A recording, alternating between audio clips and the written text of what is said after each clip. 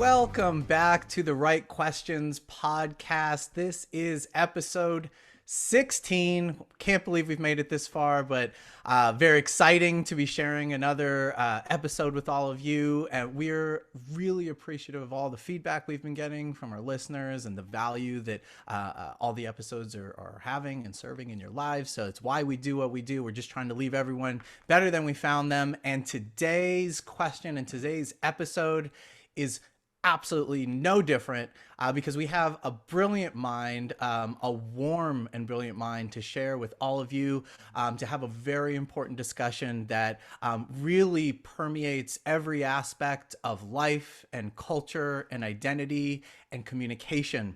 So without further ado, I want to get to the question and get to our speaker, our guest today, and give her a solid introduction.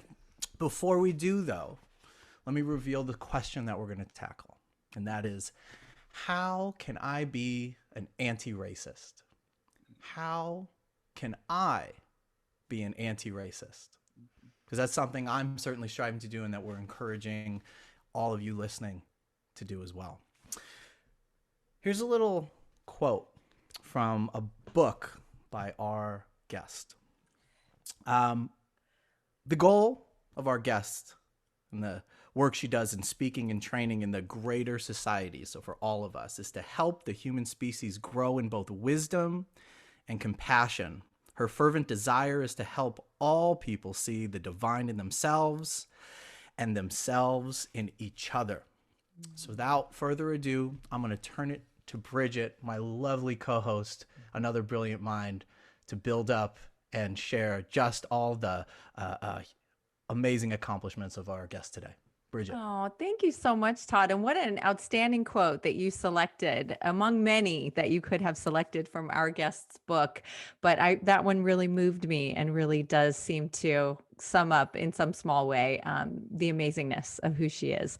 So I have the great honor of introducing you to one of my greatest mentors, teachers, and friends for, I would say, a long time now. I think, we've spent a lot of time working together and at dinners and really enjoyed each other's company. And I've learned so much from you that I'm just kind of overcome with emotion that you're here with us right now. I might get emotional throughout this introduction and this whole talk because it's something I care, as you know, so deeply about. So let me introduce to you our guest today, Lauren N. Nile. Lauren N. Nile is the author of Race, My Story, and Humanity's Bottom Line. I have read this cover to cover several times. I have it right here in front of me. You must go out and get it right away. She is also a keynote speaker, trainer, retired attorney, a former VoiceAmerica.com radio show host, former host of The Wisdom in the Middle, a Los Angeles-based cable public interest television show. Lauren has 31 years of broad experience in designing, developing, and implementing a wide range of organizational development activities intended to assist organizations in increasing both their empathy and their emotional intelligence, which, as you all know, Todd and I are so passionate about as well, and we've learned so much from Lauren. As a consultant, Lauren has worked with a very wide variety of nonprofit organizations, educational institutions, governmental agencies at the federal, state, and local levels, and Fortune 500 corporations. She's often asked to deliver keynote addresses on a variety of issues, and I can say that I have recommended Lauren to many of our clients on a wide range of topics, and they have always reported back to me that they were beyond thrilled with what she was able to provide for them. Lauren has been quoted in the Washington Post, Business Week, and the Christian Science Monitor. She's been interviewed on the Fox Network Morning News. Lauren holds her BA degree in philosophy from the University of New Orleans, or New Orleans, as I'm supposed to say, right, Lauren? That's right. That's right. I try to get that right. She holds her MA degree in philosophy from the University of Connecticut, which I just love. And she's had amazing conversations with my daughter, who's a philosophy fanatic, who I said, you've got to talk to Lauren, because she's one of the only people I know who also knows everything about philosophy. And then Lauren went on to earn her Doctor of Jurisprudence. So really, we should be calling her Dr. Lauren N. Nile, from the University of Connecticut. Oh, I'm sorry, I'm getting my university. She's been to so many universities, I'm getting them mixed up. Okay. So her MA in philosophy was from the University of Connecticut. Her Doctor of Jurisprudence is from Cornell University School of Law. She's a retired member of the Pennsylvania Bar Association. And the goal of Lauren's writing, speaking, and training is to help the human species grow in both wisdom and compassion. And there's more. I could say so much more. Let me give you a couple more things. And then I know we want to hear from Lauren herself, but I've got to give you a couple more things. Lauren lives with her wonderful longtime wife of almost 20 years, Barbara, in Palm Springs. And Lauren was honored as a very active member of the Palm Springs community and advocate. She won she was one of the 2019 Outstanding Voices of Palm Springs.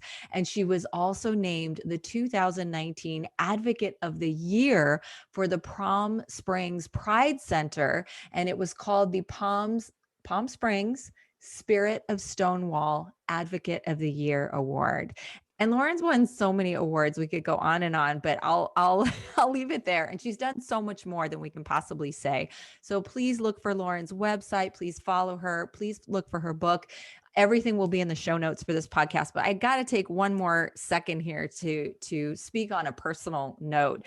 Lauren is so incredibly generous with her knowledge, her wisdom, her experience, that when I was teaching at the university, which I'm retired from now, I invited Lauren for many years to be a guest speaker in my intercultural communication class, the week that we would talk about race as a social construct and the history of racism and the way that the human species needs to evolve beyond seeing ourselves as separate races, and how we are all part of the human family. And just, I couldn't begin to go into the depth of what she would share with my students, but I can tell you that at the end of the semester, when I would ask my students to reflect on the most impactful experiences of the course, Lauren's visit for that one class was always at the top of the list. So I thank you again for that, Lauren. You came and gave that to us for all of those years out of the generosity of your heart and your spirit. And you would stay after class and go out to dinner with me so that we could debrief and talk more and connect personally. And I never really thought that was going to come to an end. So now, looking back at how I've retired and things are different now, those memories are incredibly special and meaningful to me, Lauren. In addition to you coming to speak for the Educational Opportunity Program, which I have worked for over 20 years in designing and developing training programs for mentors who work with historically low income first generation college students. And you would come to our trainings and lead the privilege walk of life and teach us about processing for so many students, the trauma of the inequities that they've experienced in their lives. And those conversations were filled with learning and growth and tears and just so much depth and meaning. And I'll stop there because we have to have a conversation and we want to hear from you. But I really wanted to take the time to give people just at least a glimpse into how incredible you are, how lucky we are to have you here, and how grateful we are to have this conversation. Thank you so much for being with us, Lauren. Did I leave anything out? No, let's just welcome her. Welcome. What an intro. Lauren, what do you think of that buildup, Lauren? Oh my gosh, now the pressure's on. Oh my gosh. Bridget and Todd, thank you both so much. That's an amazing introduction. And I almost feel as if I'm listening to the introduction of someone else. but I do thank you for that. And all of those years of working with you at CSUN, in your class, in the EOP program, it was as much of a delight and a privilege for me as well. So thank you for asking me all those times, Bridget. I really enjoyed it. Not to mention our dinners afterwards and the conversations we had. It was just wonderful. So I look forward, hopefully in the future, to get together with you again at some point so that we can really catch up and continue our conversation. Yes. Thank you for such a wonderful introduction. Yes, absolutely. Thank you. Well, as you can see, we have no shortage of respect and admiration for Lauren and for her mind and for the wisdom that she brings to the to everything, but specifically to the discussion, and the perspective and wisdom she's bringing to the discussion today. It's really why we're having her on, to build all of us up, to leave all of us, including myself and Bridget, much better than we were when we started this discussion. So let's dig into it. Bridget, I know that you wanted to ask Lauren, so I'm gonna throw it back to you, Bridget. What's your question for Lauren to start us off? Thank you, Todd. Thank you, Todd. Well, I could just ask Lauren a million questions for endless hours, but I want to say that we are going to get to shortly our question, how can I be an anti-racist, right? And just to set that up, hopefully you've all read Ibram Kendi's book about being an anti-racist. And what he says is that it's not enough to not be a racist, right? That being passive is basically being complicit in the racist world that we live in, right? So his book was quite impactful for me to understand that I need to actively work to be anti-racist, and that is a lifelong journey. And Lauren, probably more than anyone else in my life, has taught me about how to do that. So we are going to get to the actions. And I also want to say, before we forget, please check the show notes, because Lauren has been kind enough to deliver a workshop for Sampson Coaching and Consulting on race and racism. She's been kind enough to write a blog post for us. Now she's on our podcast. So there's a lot more that you can learn about how to be an anti-racist, and much more from Lauren that we want you to follow up with after. But before we get to all of that, what we can do, we want you to experience the amazingness of what Lauren has learned in her journey, and how she's come to be this incredibly wise scholar for all of us. So Lauren, would you tell us a little bit? Let me just start from the very beginning. You have some things that have changed me truly to hear about your childhood and growing up in the segregated South. Can we just start there and hear a little bit about anything you would like to share with us about those experiences in that time in your life? Sure, absolutely. I'd be happy to start there. It is, after all, my start. So I was born 9 years before the Civil Rights Act of 1964 was passed. I was born the third child, my parents' third child. I have two older brothers. And I was born in 1953 in New Orleans. That's where my family is from. And on both sides, my mom and my dad's sides, as far as we can go back, that's where we've always been from. So I grew up in the deep South. You can't get much farther south than New Orleans unless you want to go swimming in the Gulf. So yeah, that's certainly where I was born and raised. And as I say, it was 9 years before President Johnson signed the Civil Rights Act of 64. So throughout my childhood years, until I was almost 11, I grew up in a society that was basically the American equivalent of South African apartheid. There were white-only signs everywhere, and every single thing in the public sphere was segregated by race. So most people know that restrooms and water fountains were segregated. That's what comes to mind for many people when they think about segregation: separate water fountains, separate restrooms. And that was absolutely true. In fact, sometimes there were 3 restrooms: men, women, and colored. But in addition to restrooms and water fountains, every other single thing was separated. So the buses, and many people know about the buses as well. There was, I don't know why, but we call them the screens. I don't know why that term was used, but it was a little thin tin sign about like that, that size and shape, that said, "These seats are reserved for our colored patrons only." And you had to sit behind the screen. I don't care how many seats there were that were open in the front, you had to sit behind the screen. Now, you could move, it was usually one seat behind the back door of the bus. You could move it to the door that was just adjacent to the back door, but no more than that. So many of us were standing in the back when sometimes the front of the bus was almost empty. But yeah, so it was buses and it was movie theaters and it was amusement parks. So there were 2 things. One, everything was segregated. Everything that was, that was sort of in the public square that could be segregated was segregated. But then there were other things that just weren't shared at all. That was the white only space. And that was some movie theaters, and all movie theaters, all restaurants, all schools. They were just white only and colored only, white and colored.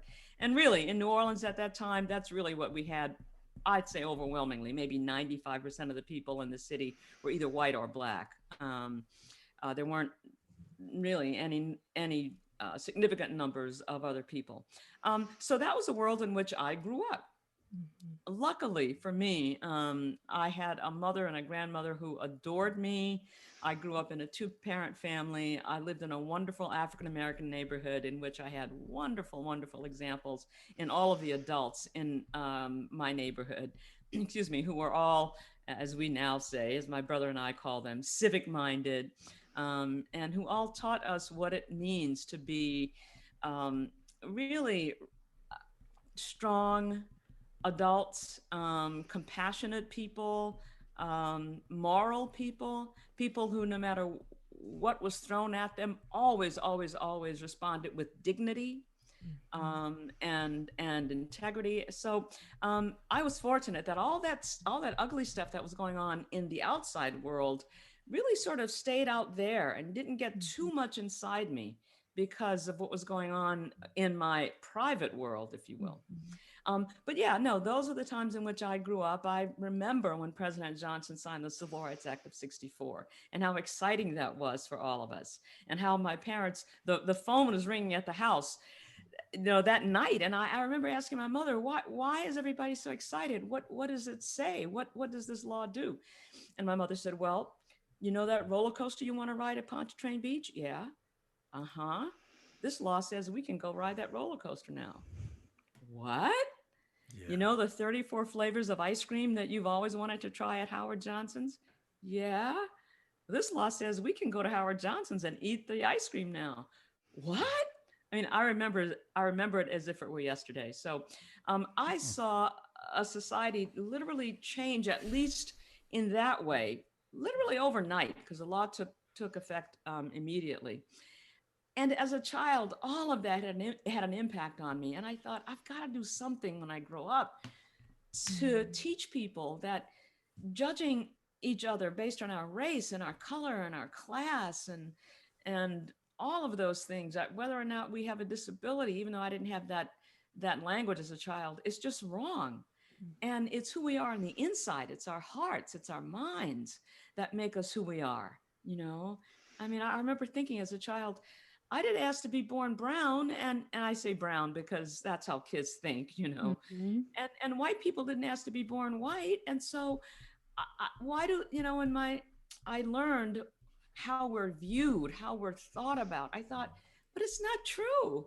Mm-hmm. I'm not like that. Mom and Dad, none of my friends are like, their parents aren't like that. Why do they think those things? Mm-hmm. I got to do something to help, even though, again, I didn't have this language, to help raise consciousness really when I grow up, to teach people this is, we're much more alike as human beings than we are different.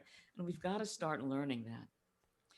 So that's a little bit about who I am, where I came from. And one other quick thing, because I was also a science nut as a kid, I loved science. I was a geeky science kid.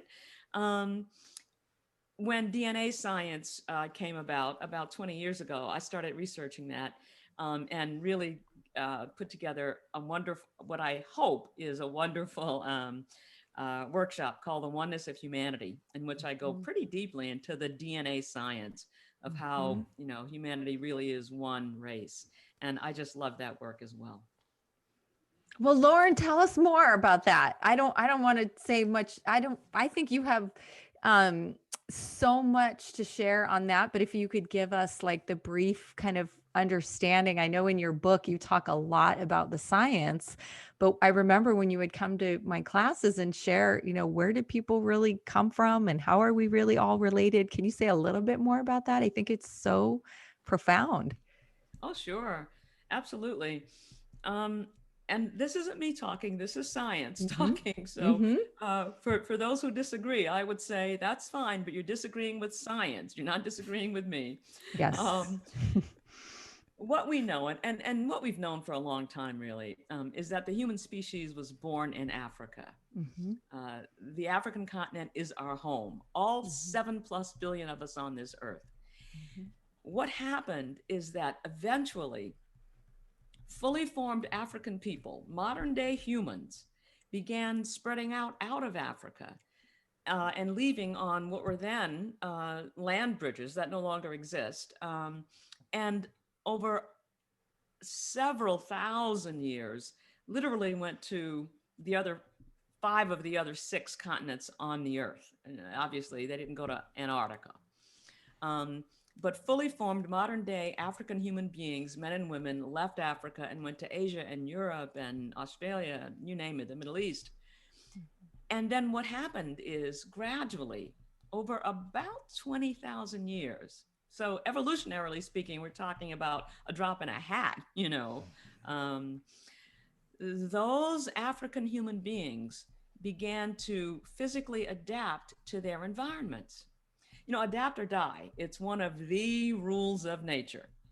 We have to adapt to our environments, or we just don't survive in them. So, for example, the people who went up to Europe had to lose a lot of the melanin in their skin in order for their bodies to be able to absorb more vitamin D from the sun. Vitamin D is very important to human beings, and it's especially important to embryonic development. And so if you're in a place where the sun doesn't shine as brightly for as long as it does on the continent of Africa, then it's more advantageous, physically more advantageous for you to not have as much melanin, for your skin to be lighter, to allow your body to absorb more vitamin D from the sun. And so those are the kinds of changes that took place over 20,000 years. The protection from the sun to the nape of the neck wasn't needed anymore. The protection from the sun in terms of the human skull. So the hair of those African people started to lose some of that tight texture that it had, because it just wasn't necessary. So there's a whole lot more I could say about that, of course, but suffice it to say that that's the origin of human species, of our human races, rather. We're one species, but we have all of these different physical appearances because we adapted to physical environments around the planet. We know that we're one species because we can all procreate together. If you put a horse and a donkey together, they're close enough to procreate. They're close enough. But what do? They come together and they create a mule, an animal that has no gonads. It has no sex organs, so it can't reproduce itself. So it's a biologically non-viable animal. Why? Because its parents are not an exact genetic match. But you could put a 3.5-foot pygmy woman together with a 6 feet 6 inch Swede man. They'd come together and make a perfectly human being, as different as they look, because genetically they are the exact same members. They're members of one species. They are identical genetically. So that's how, among other reasons, that's how we know, or why we know that we really are one species. Anybody can procreate with anyone else. And that's the hallmark of a species. So it's time for our family, and that's what I call us, our human family, to evolve beyond isms, beyond racism, and all of the other isms, to realize that we really, truly are one human family.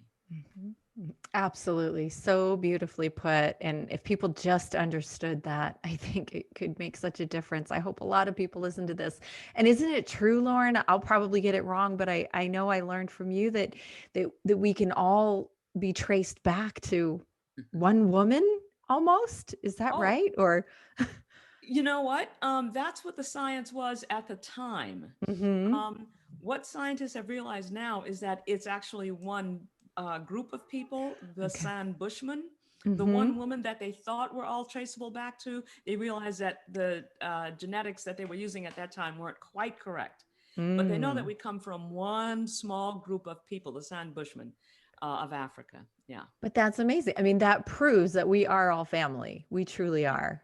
It's true. It's true. And if we really believe that and live that way, the world would be a different place. It would be. Now, there are people, a lot of people are doing their DNA these days with Ancestry.com and Mm-hmm. Mm-hmm. 23andMe.com. And for Mm-hmm. example, I just had dinner with a friend who said, all my chart indicates, all my genealogy indicates is that I'm from Northern Europe. I have nothing from anywhere but Northern Europe. Now, the Middle East, no, not even Southern Europe.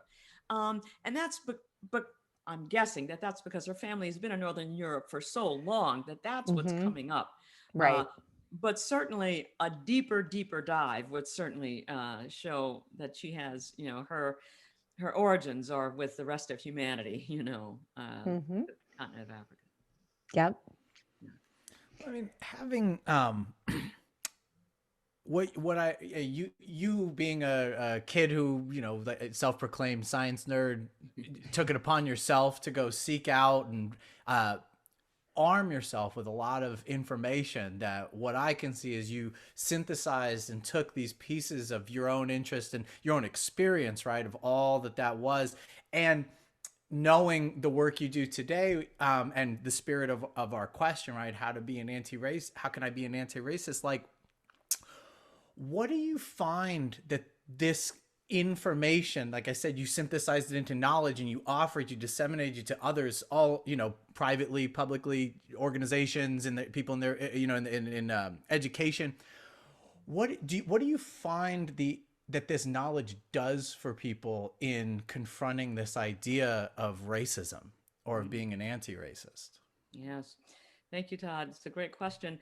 I tell you, people have said to me so often on so many occasions, I can't even count them anymore, after they've heard me do a presentation on the oneness of humanity or on some aspect of racism having to do with the daily indignities, we'll maybe get into that a little later, Yes. or unearned privilege. Yeah.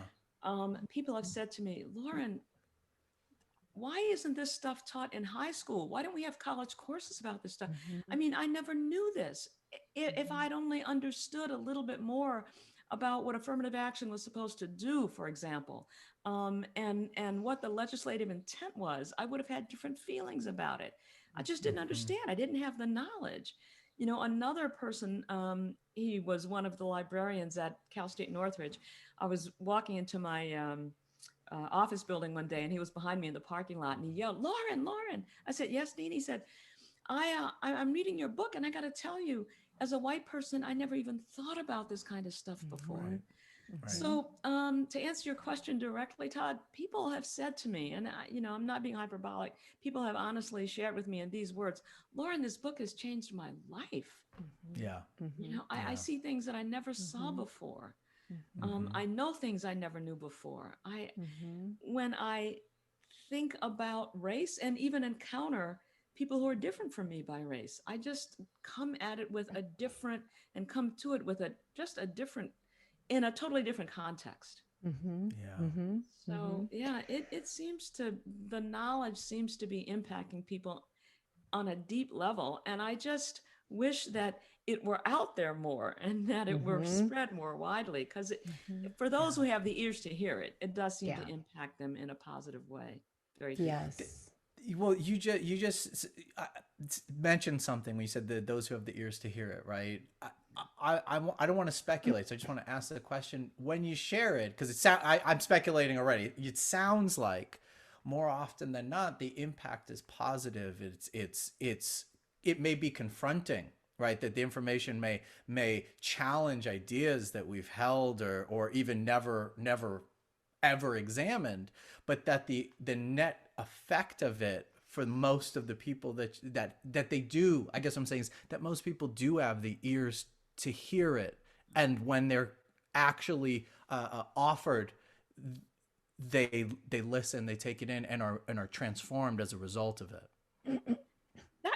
That's been my experience. That's what people have shared with me.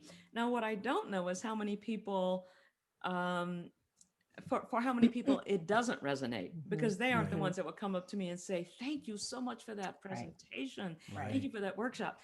And so I don't know how many of those people there are. And, being honest, I know that there are people who may not be able to hear it, and may not be, bless you. Yeah. Thank you. You're welcome. And may not be able to take it in because it's just too much for them. Now that doesn't, given all that they've been socialized with, what that doesn't mean is that there might not come a future time at which they may be able to go back and reread it and reconsider after having had other experiences. So I never write a person off and say, okay, they weren't able to hear it. Well, that's too bad, because I know that they may have other experiences in the future that may, in the same way, give them a little bit of cognitive dissonance, a little bit more cognitive dissonance. And then after a while, they may even be able to take in the stuff that I bring out, because the stuff that I present is, for some people pretty sort of shocking. What? We all came from Africa, So yeah, I do hope that it's the majority though, Todd. I do hope that it's the majority that do have the ears to hear it right away, because that's even better, of course. Well, oh, sorry, Bridget, go ahead.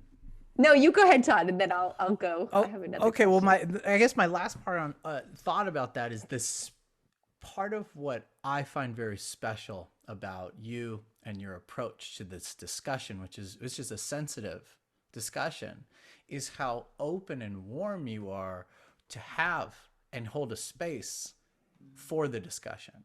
And so listening to you talk, I was moved just hearing you talk about your childhood, and the civic-minded small community you came from, and how special and unique perhaps that was. But I'm looking at all of these of your experience across your life and wondering, how do you show up to have what can be a contentious and a sensitive discussion? How do you show up in the way that you do, warm and compassionate, rather than any of alternative, angry, resentful? There could be a million other terms we could come up with, which would be justified, by the way. Absolutely. Completely, 100%. Yeah. Well, do know that I do get angry sometimes. When I see the injustice that so many people who look like me experience in the world just because of how they look. Yeah, there are many times when I do get angry. That is true. I mean, I'm a human being, and that is there, and I can't deny it. When I see the injustice of those who inflict the pain get away with it and not be accountable for it, I get really angry when I see that. So yeah, that is there as well. When I experience things myself, daily indignities, for example, I'm going to say maybe 3 weeks ago, once again, I was profiled in a department store, which happens so often. I was checking out at one of the self-check centers, one of the self-check stations. And the white employee, there were maybe 8 stations. It was in a square. The white employee there stood there the whole time. And I saw him watching me check out my items, and stayed there until I checked out my last item. And I left after I paid and got my receipt.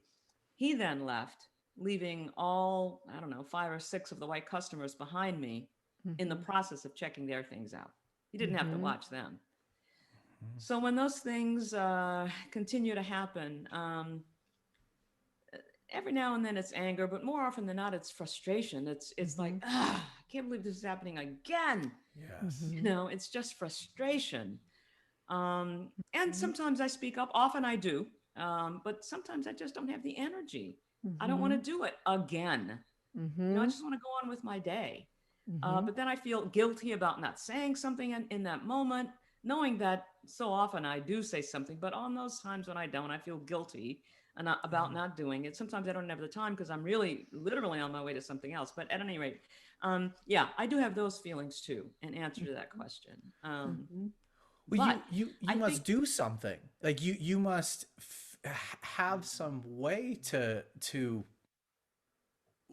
manage yourself to show up in the ways that you do.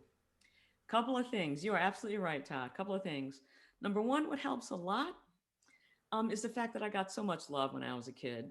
That just, even though it was a long time ago, it was my introduction to life. and being loved as much as I was as a child by my parents, by my grandparents, you know, just being shown all of the respect that the adults in our lives just showed us as kids, and knowing what they expected of us and how we were to behave. Mm-hmm. So it was that. Number two, it was the fact that we got the lesson that, listen, and I know this may not ring true for all people of color, and I understand it, but the lesson I was taught as a child is no matter what happens, you do not hate. That's not how we respond. Mm-hmm. In fact, we have to be an example. It's our responsibility to be an example, to show white people what it means to be, a good citizen, to be someone who judges people based on the content of their character. We have to be better. We have to rise above. So I got that lesson consistently as a child. So that's still in me, and that helps. Number three, I have a meditation practice that really helps a lot.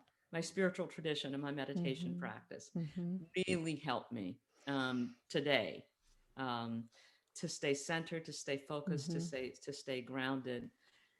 And also, I've made friends over the years. I've made friends with so many people of all different races.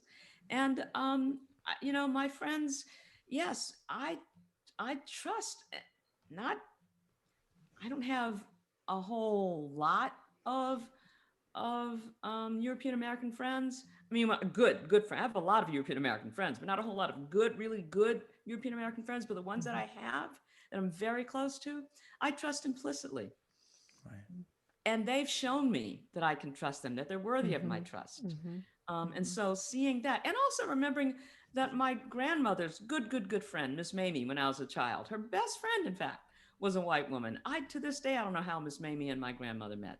But anyway, it shows me that there's the potential for human beings to rise above all of that and to build bridges and to truly have relationship with each other in which there is respect and admiration and understanding and indeed love. Well, Yeah. I sorry, Bridget. I just Go want ahead, to Todd. point out one thing. The reason I asked you those questions is because I know that from having spoken to you and just from people I consider my family, right? Where they say I have to work each day. Like I have a process that I go through to say show up in these ways and to have a discussion or to whether we use the word endure or to live through, like you just pointed out, the daily indignities that would still be happening today. And so with that, all of those parts of your life, which is not a typical upbringing, right? You had an atypical upbringing. You're sitting here at the age that you are with all of that experience, still experiencing that and doing your work to show up and be a model and be able to have these discussions when the spirit, and this is why I asked the question, the spirit of today is, what do I do? Like, what do we do? How, you're doing everything you need to be. Am I? Is Bridget and are the rest of us, all the people listening, engaged in that same effort? I don't know that we are, and that's part of the encouragement today is to get us to take those steps. So I just wanted to sort of explain why I asked those questions. Go ahead, Bridget. Yeah. And I know we're going to move into, how to be an anti-racist because Lauren has so much to teach us about it. And as Todd said, it's something that we are working on daily. I'm working on daily. But I do want to say in reference to this conversation that I think it's also important to listen to people when they're angry.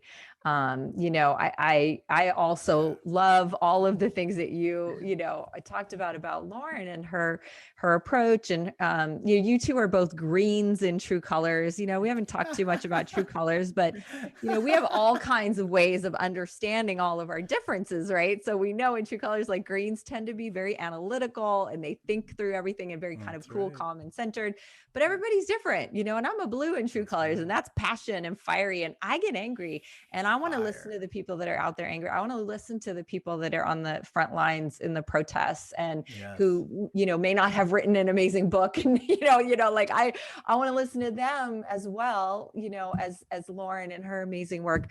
And I just feel it's important to say that. I think everybody's voice needs to be heard and not everyone can package it or needs to, or should have to package it in a palatable way for white people, especially.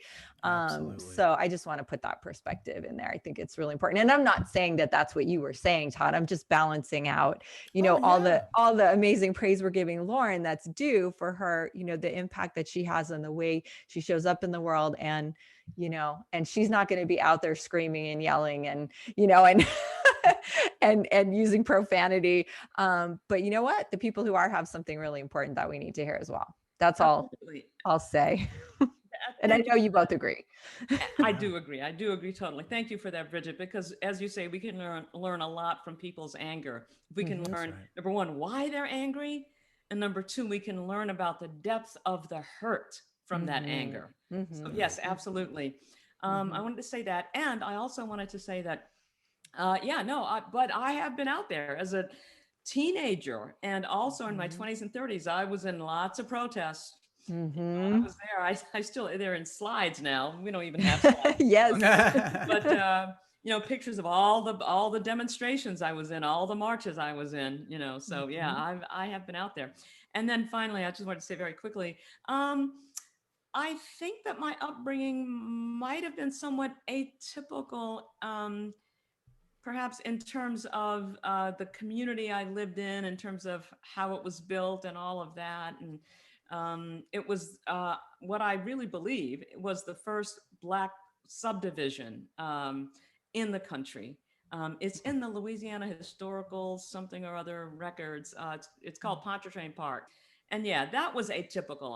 I'm not going to deny that. I'm not going to deny that. That was the first one. Nowadays, there are many such Black subdivisions in the country. At that time, that was the first one. But in terms of the lessons that I got, as an adult, talking to other African Americans who did not grow up, middle class, for example.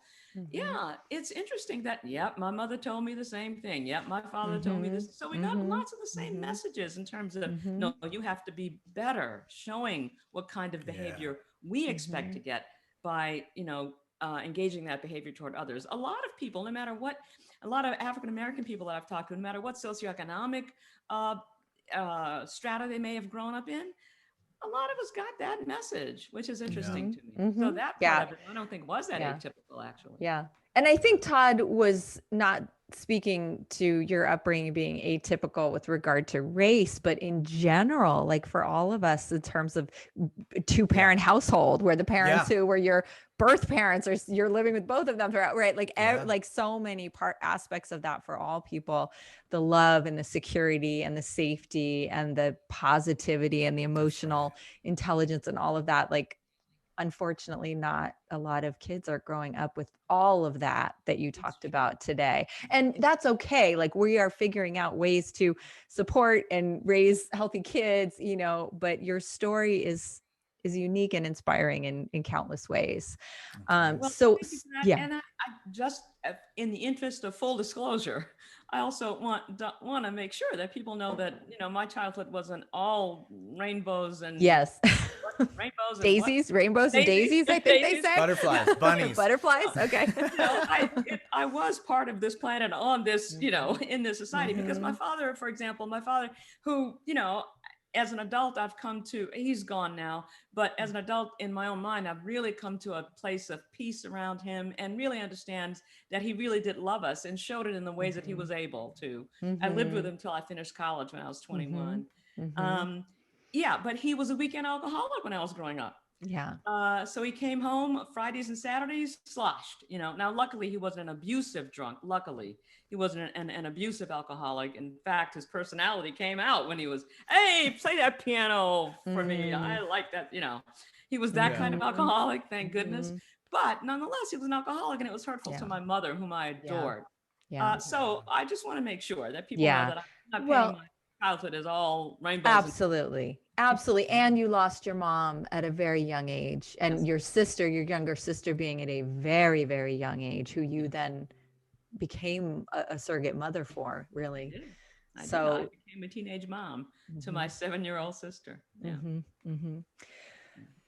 Oh my goodness. So the first thing I hear, I'm just going to answer the question of how can I be an anti-racist? And all that discussion, one of the things I hear, and maybe, each of you have something else, but what I hear is seeking out information and synthesizing it into knowledge, like that there are facts to go discover. And when we discover those facts, whether it be about race or evolution or even things about ourselves, when we discover those things, we tend to, as human beings, calm down a little bit in the situation.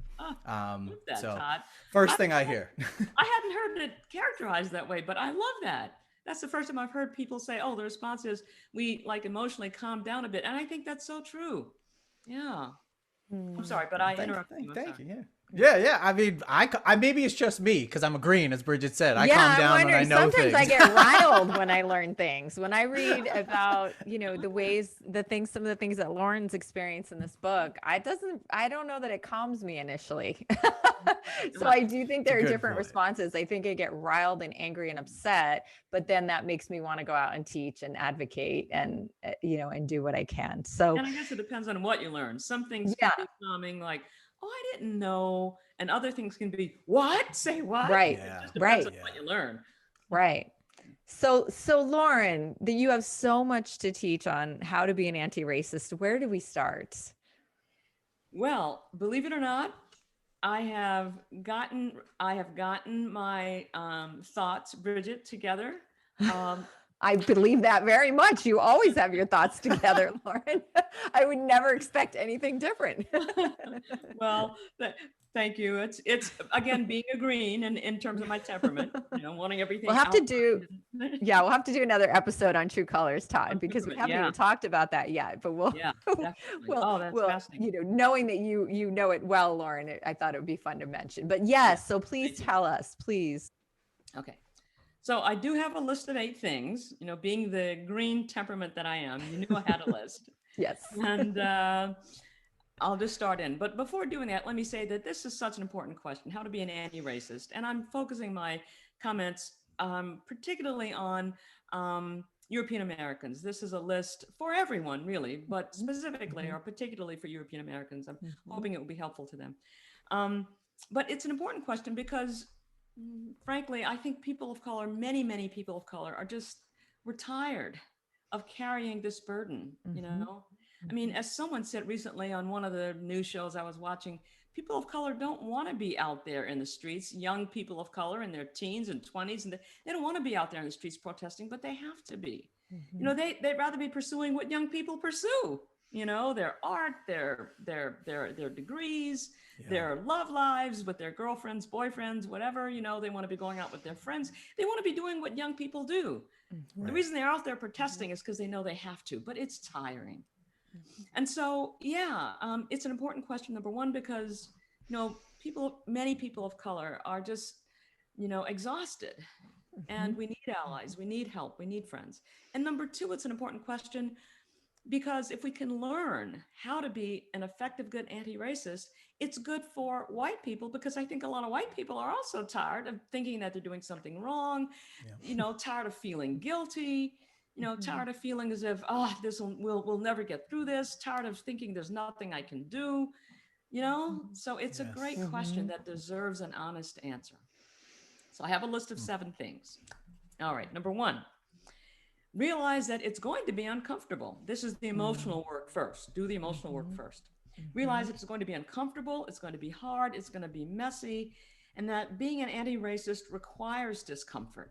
There's no way to stay within one's comfort level and do anti-racist work because there's an emotional feeling to it for all of us, Know that there's going to be bumps along the road and just expect that. So when you say, I'm going to be an anti-racist, I'm going to start, just know, okay, and this might be kind of hard. Harder at first than later on. It does get easier. Number 2, realize that being an anti-racist is a long-term, lifetime commitment. It's nothing that ever ends because I don't think racism is going to end in our lifetimes. Not in our lifetimes. And so know that when I take this on, even though there may be times when I say I can't do this today, I just don't have it emotionally, that regardless of me taking breaks every now and then, this is something I'm going to be committed to forever. So it's a long-term, lifetime commitment. And Bridget and Todd, if you ever want to interrupt me when I'm going through this list of 7, feel free, please. We don't. I mean, we thank you for the permission, but we are just captivated all ears. So forgive us. We if don't. That was you can hear a gold, pin Bridget. drop. We don't. Please continue. We are your students. Thank you for that. And, I'll take all the questions and comments afterwards that you'd like. Number 3, understand that you're going to make mistakes along the road, apologize when you do, and then get right back up. You're going to make mistakes. We all do. I have made mistakes with regard to populations that I'm not a member of, totally innocently. And I felt horrible at the time. I apologized, got back up, and, continued to try again for the next day. And know that that's just, the way it is. We are not perfect, certainly in this regard. I'll tell you, though, I'll give you a hint. One big mistake to avoid is trying to connect with people of color as members of their group, their whatever person of color group they're a member of. Do not do that. That's a huge one to avoid. And it's so, well, I shouldn't say.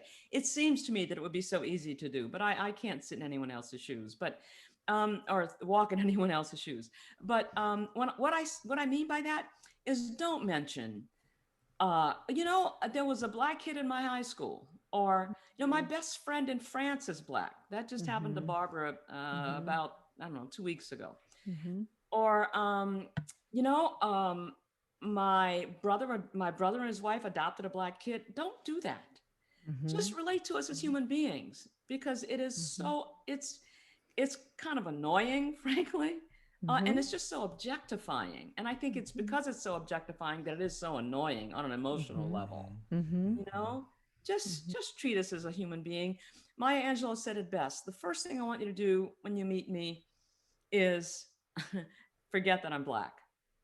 Just treat me as a human being. The second thing I want you to do when you meet me is never forget that I'm Black. And I think what she means by that is just relate to me as a human being first, but then remember that I have life experiences that may give me some sensitivities and things that, I would ask you to be respectful of. So just because we may become friends, don't become so comfortable that you start saying things that you might say to yourself, oh, I can say it to Lauren because she'll know I'm not like that. She'll know I don't really mean that. I can say that to her because she knows I'm not coming from that place. No, don't say it, whatever it is. So, just see me as a human being, but then also be aware of my life experiences and how they may impact how certain things may land with me. So that's number 3. Number 4, educate yourself. Oh my gosh, that's so important. Educate yourself on issues of race and racism. And as part of that education, listen to people of color. So often I think it's the case for not all, and I hope not the majority, but for many white Americans, they can hear it best when it comes from another white person. Whatever whatever the lesson is, has more credibility if it's coming from someone who looks like them. Listen to the experiences of people of color told by people of color. That's part of that education. Read books by authors of color.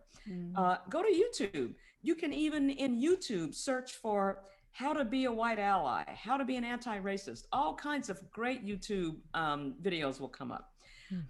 Read blogs, tweet. Those are the kinds of things you can do. Read tweets. And what are 3 things that are important to really learn about? As I say, listen to people of color as a way of learning, but 3 things that are important to learn about. 1, unearned privilege. Unearned privilege doesn't mean that you had a great life, that you were born rich, that you had no problems, that you didn't have to work for what you have.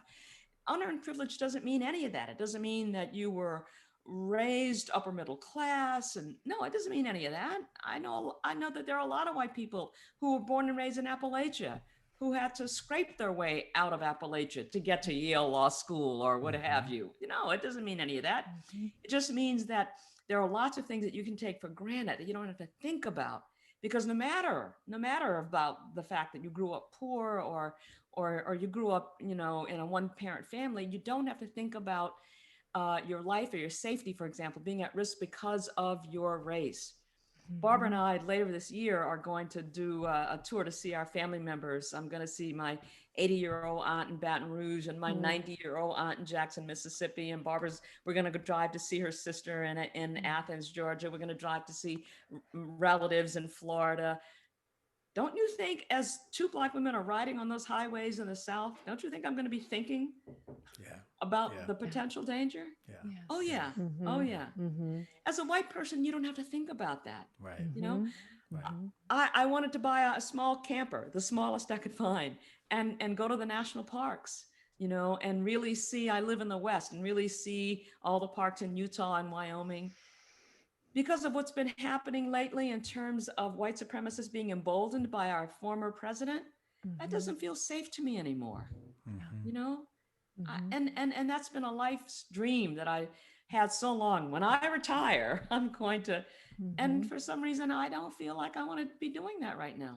Those are the kinds of things you don't have to think about if you're white. You have a kind of freedom that I just don't feel people of color have.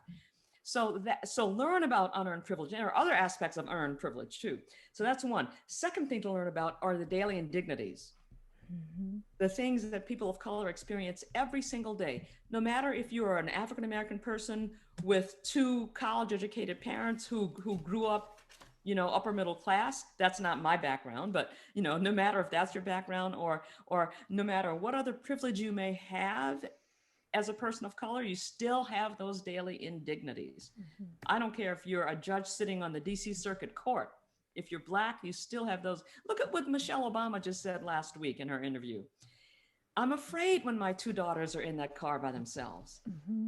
If somebody sees them from the back and they don't know my girls, they don't know that they're great students and they're polite kids, I'm afraid of the assumptions they might make and how they might get hurt. The former First Lady of the United States.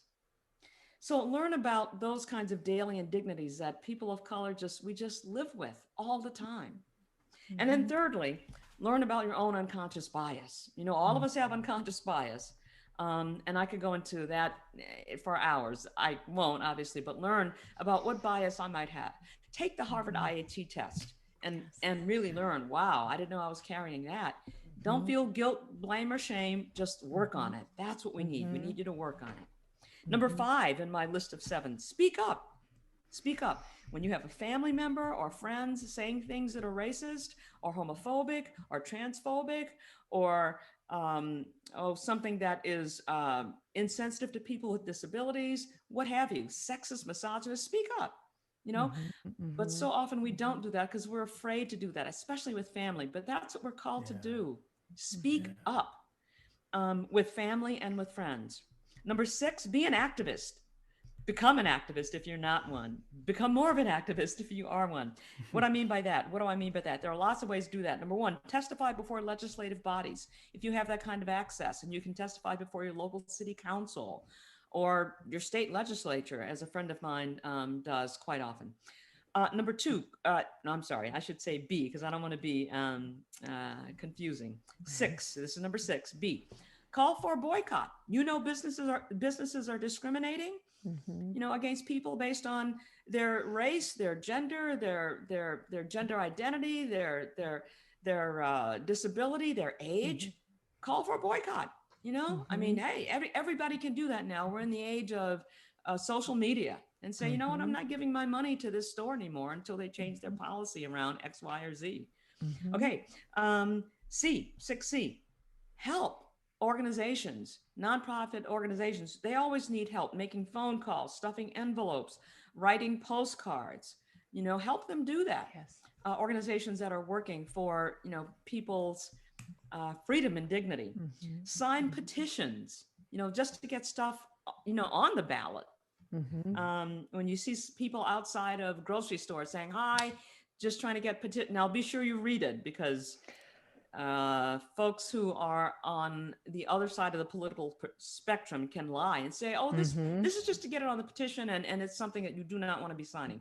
But, you know, if it's a petition if it's something that you've read and you think, yeah, I want people to be able to vote on this because I'd love for this to pass, sign it. Retweet things that you found helpful and encouraging and inspiring and educational. Retweet them. Do Facebook shares. wow, that was really good. I learned a lot. Share it with your whole listserv. Attend demonstrations. And, being on the front lines isn't for everybody. I understand that, but you can go and you can pass out water and snacks. There are ways in which we can be involved in demonstrations that don't require us to be on the front line. Being on the front lines is great. And I'm so encouraged that there were so many young white people who were right there on the front lines last summer in all of the Black Lives Matter demonstrations. If because of your age or perhaps a disability, it would be more challenging or more difficult for you, do what you can. Pass out water, or snacks or something to those who are demonstrating. And then and donate. Donate money to organizations that are working on these issues, for sure. And then finally, number 7, think about what you can do with your personal skills, talents, and interests. There's a TED Talk called "What If White People Led the Charge to End Racism?" What if white people led the charge to end racism? It's by Nita, Nita Mosby-Tyler. Nita Mosby-Tyler. And she told I'll just tell it really quickly. I'll take 15 seconds. She told about growing up in the segregated South during the 60s and how she so badly wanted to do ballet as a little girl. None of the local ballet schools accepted, they all said, "We don't accept Negroes," which was the term of the day when her mother took her. And so her ballet teacher, though, one of the ballet teachers came to her school, which of course was segregated, an all Black school, and started offering ballet classes for the little girl, maybe little girls and boys, I'm not sure, but for the little kids who were interested in doing ballet. Now, this was a white woman who said, "I'm going to do something about this because none of these local ballet schools do accept little Black girls. So I'm going to do something." And she went to the Black school and talked to the principal, and 2 days a week or whatever it was, offered ballet lessons to the kids in that school that wanted to learn ballet. Yeah. So think, if you're an artist, I want to do a mural on whatever. Whatever your skills, your talents, your abilities are, think about how you might donate them to the cause of freedom, justice, and liberation for all of us. That's my list of 7. As they say, that's my story, and I'm sticking to it. Wow, Lauren, it's quite a story. It really encapsulates so much. I mean, we could go on for so much longer digging into more, but you've given us really concrete steps and really specific, helpful examples that we can follow and that we can do. And I'm, as I always am in all the years we've known each other, I'm again, inspired and motivated and activated, to do more, to continue to do more. Thank you, Bridget. Yeah, that's a partial list. The list could be much I know. longer. Those are at the top of my list. Yes, I know the list is much longer, and it's here. Everybody, if you got to watch this on YouTube, everybody, so you can see Lauren. And you're never going to believe when you see Lauren that she was born in the year that she said she was born, by the way, but you'll see for yourself if you watch this on YouTube. And I'm holding up her book, Race, My Story, and Humanity's Bottom Line. Let me hold it sideways so you can see how thick it is.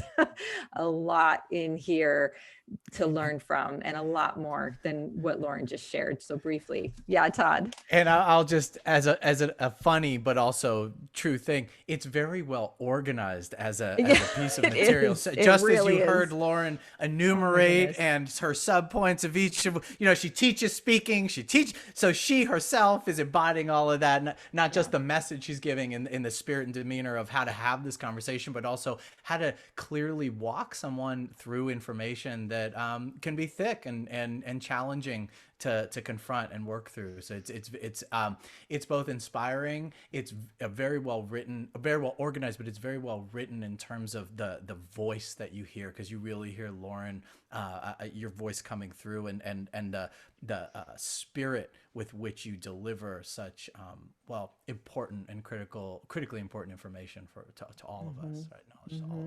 Thank you very much, Todd. I think that our delivery of this information is just as important as the content. I mean, someone said, I wrote it down, I don't know that I have it right in front of me now, but we must confront bigotry with grace or something like that. And not that everyone can, but certainly in my experience as just one human being, I find that when I can meet a person where they are, and acknowledge their pain and acknowledge their humanity, they're much, much more able to acknowledge Mhm. my humanity and my pain. Yeah. Can everyone do that? No. And I understand. I understand. Yeah. But for people who are able to do that, I find you can get through so much deeper and so much faster. If I say to the person, wow, I hear what you're saying, and I'm sorry you experienced that because that was painful and you didn't deserve that. Because so often what people start sharing is, well, I had it hard too when I was growing up, blah, blah, blah. So I don't know why we have to always talk about race because, hey, I had this. And if I can just listen and really hear them and say, you didn't deserve that. And I'm so glad you survived it.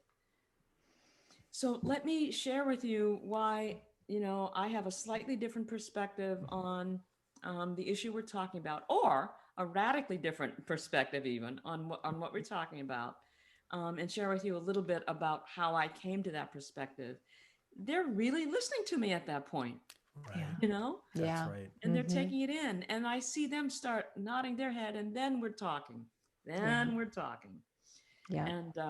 And that I find, for me, given my temperament, I don't know who I am as a person, my upbringing, that works best for me. But I certainly don't judge other people's styles who just need to express it in a different way because their emotions are just right here. Because it is a lot to ask to experience something, and then to ask the person, but you must always respond with grace and dignity.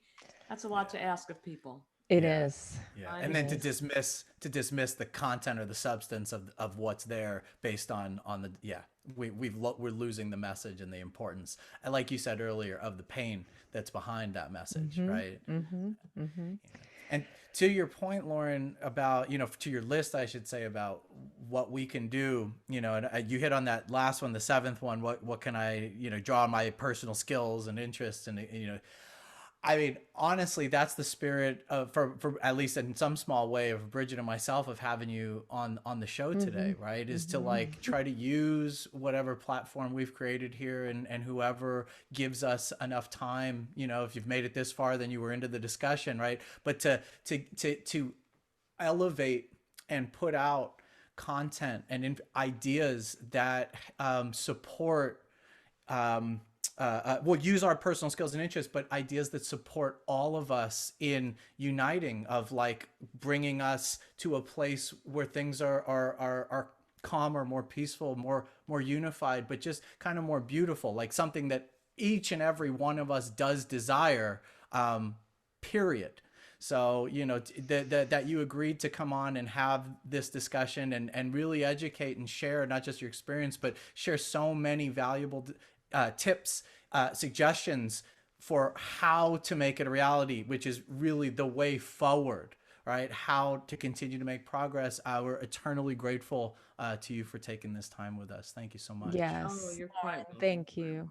Yes, I could never thank you enough for all the years, all the education. You have been so generous and so kind, and we learned so much today. I learn every single time I learn new things from you. So we're really, really looking forward to sharing this with our audience. It's very important to us. And Todd, sometimes we ask for a question. Are we are we doing the question, or we don't have to do it every time? I'm not Wait. sure. But you're reminding me now. I totally forgot about it. I think we may not have done it in some of the interviews. So it can be a sometimes thing, or if That's we right.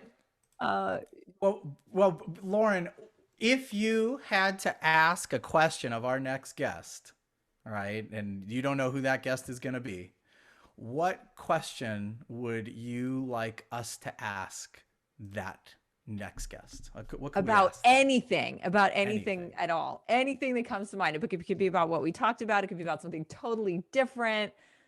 Just any question that comes to your mind that we could ask a guest. I see.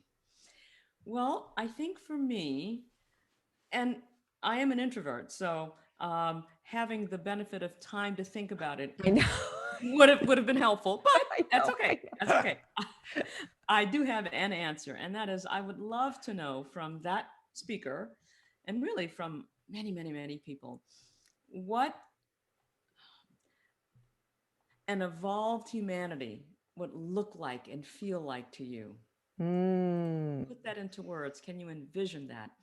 If we as human beings were beyond all of our isms, all of our prejudices, all of our biases, all of the unconscious bias, what would we be like? Who would we be to each other? What would our planetary civilization be like? What would we be able to accomplish? How would we be living with each other? What would be the quality of human life on planet Earth? That's what I'd want to know. That is the best question ever. I'm glad we didn't tell you ahead of time, because that was so perfect, even though I know it's nicer to give the question, give you the question about how we're going to ask you for a question ahead of time. That was perfect, Lauren. I do think it's an important question because, you know, they say we'll accomplish our goal if we keep the eye on the prize. If we don't know what the prize is, it's hard to it makes it harder, I think, to fight for that prize. Yes. To keep our eyes on it if we don't know what the it is. Exactly. To be able to visualize it and feel it and see and believe that a world like that is possible in some realm, in some reality, to actually be able to conceptualize it. I agree with you. Yeah. And I think movies should be made about that world. You know, we should be showing examples of that. You know, everywhere, so people begin to really conceptualize what that would be like. Yes. Yes. I'd like to watch that movie over some of the other ones that I've seen. Same here. Yeah. We get a lot of the opposite. We'll make sure that apocalyptic. We'll definitely make sure we ask that of our next guest. I know, Bridget, you know, we're running up at time here. What final thoughts? Oh, I'm speechless.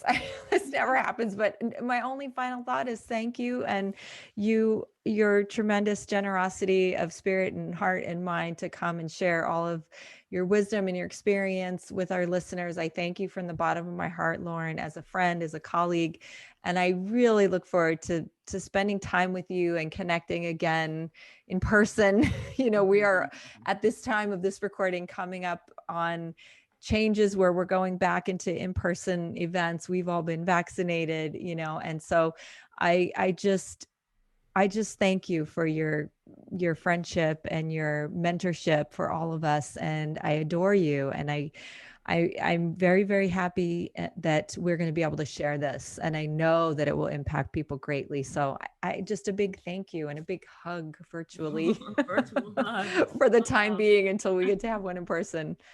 Yes. Thank you, Bridget. Thank you so much. When I think about my dear, dear friends, you're on that list. I appreciate and value you. What an honor. Oh, it is true. And you've taught me a lot as well. And I thank you for all of those lessons, Bridget. Thank you, Lauren. You're one of my favorite humans. Oh, it's so mutual. Thank you. I've been fortunate enough to now come to know you, Lauren, through Bridget and through your work. So yes, to echo Bridget, thank you for spending the time, for sharing all this knowledge, and really on a personal note, I'm so impressed by your stamina for this. And I know you would say, well, I have to have it. It's important. It's critical. We have to do it. But while that's true, not everybody has that attitude or that mindset and that ability to keep showing up to something that admittedly is always difficult. It's an undertaking.